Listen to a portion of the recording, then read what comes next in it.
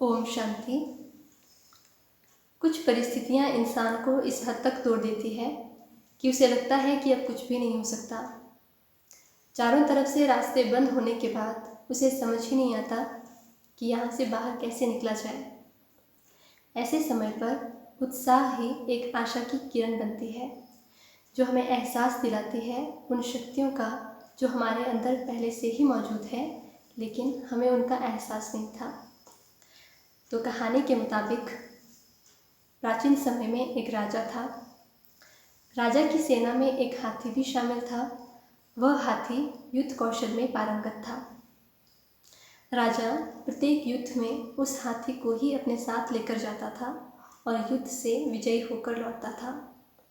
राजा को अपने हाथी पर बहुत गर्व था, लेकिन समय के साथ साथ वह हाथी अब बूढ़ा हो रहा था और राजा ने भी युद्ध के लिए अब दूसरे हाथी का चयन कर लिया था। तो वह बूढ़ा हाथी अकेला हो गया। एक दिन अकेले घूमते घूमते वह हाथी तालाब के पास जाकर पहुंचा और तालाब के अंदर चला गया। वो तालाब गहरा था और वो हाथी उस दलदल में फंस गया।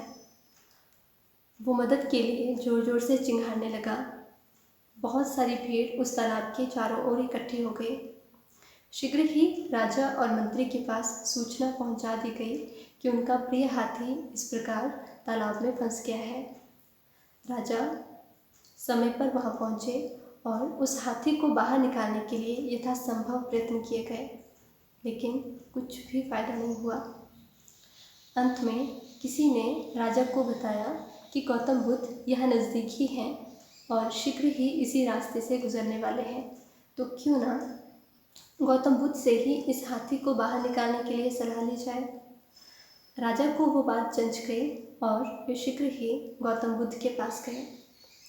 गौतम बुद्ध ने जो सलाह दी उसे सुनकर प्रत्येक व्यक्ति चौंक गया। गौतम बुद्ध ने कहा कि हाथी को बाहर निकालना है तो युद्ध के नगाड़े बजाए जाए।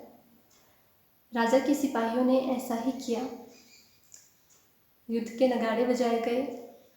नगाड़ों को सुनकर उस हाथी के अंदर जोश भर गया और उस हाथी के पैर तेजी से चलने लगे और थोड़ी ही देर में बिना किसी की मदद के वो हाथी उस तालाब के बाहर दौड़ आया। तो ये कहानी हमें शिक्षा देती है कि यदि हमारे मन में किसी भी कार्य को करने के लिए उमंग उत्साह जाग जाए तो उस कार्य को करने के लिए हमें ऊर्जा स्वतः ही मिलने लगती है और उस कार्य के प्रति उत्साह का उस मनुष्य की उम्र से कोई संबंध नहीं है। ओम शांति।